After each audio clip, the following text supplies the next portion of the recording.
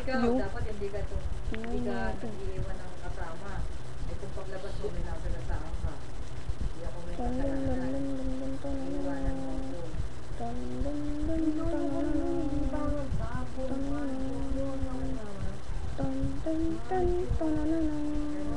Pero siya naman yung mamalinig siya manalo, hindi siya natatalo. Gano'n na tayo mga natapagagawin ko eh. Sabi ng Marshall. Pag halimbawa natalo na siya yung dala niya ng pera, hindi siya nangihingi mama, hindi na siya Hindi ko na nga naialam yung ano sa kanila. Sa kanila. Hindi ko matak na mata. Wala dapat sino ko kanina bayan siya. Oo, kung walang pera.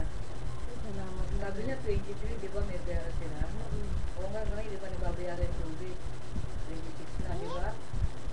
Sabi ni ang pinapamali dapat ni Jenny Aden nag-ano na lang sila, nag-apply na lang sila ng auntie.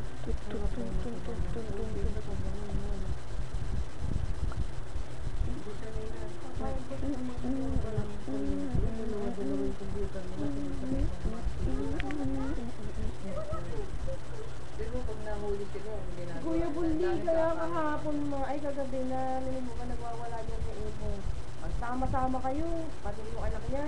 Ewan ko sa'yo, Nico, ba't naging ganyan ang ugali mo? Kaaway niya yung anak niya. Oo.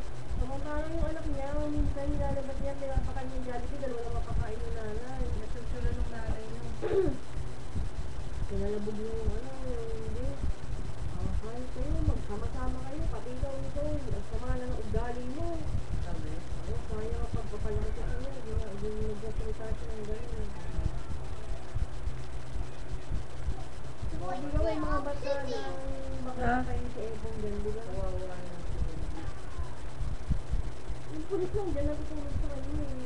Pagkasawa siya, pakita niya kay Epong na pagkasawa siya. No? Maayos na wala pang asawa. Hindi alam yung pamilya